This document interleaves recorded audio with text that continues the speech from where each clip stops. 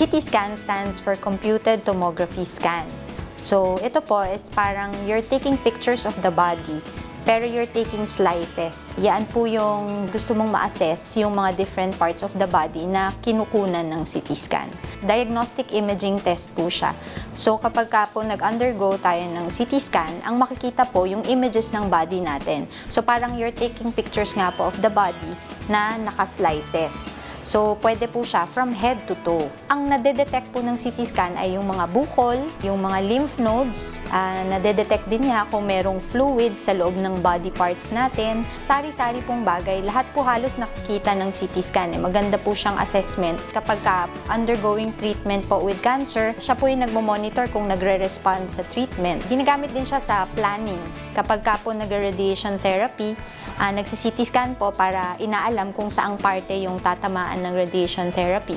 Isa po to sa mga pinaka-popular na pinapagawa ng mga doktor natin ngayon para po ma-assess nila ano yung mga nasa loob ng katawan. Yung machine po natin, yung dito po sa De Los Santos Medical Center, gumagamit po kami ng 64 slice. Marami pong advancements kasi ngayon sa CT scan, so mabilis na ang pag-acquire ng images. So ibig sabihin sa isang ikot po nung tube, nakakakuha po siya ng 64 na slices ng sabay-sabay.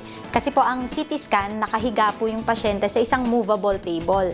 Papasok po siya sa parang isang tube, tapos yung pong parte ng katawan niya na i-examinin, yun po nakatapat dun sa tube.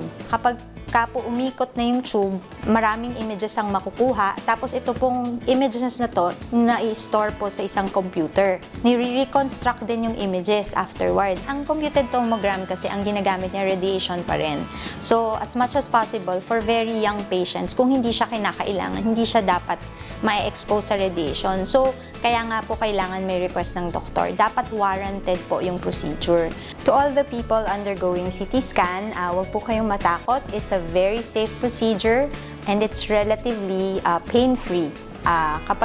Except po pagka nagko-contrast study tayo, may a little pain involved, pero very tolerable naman po siya.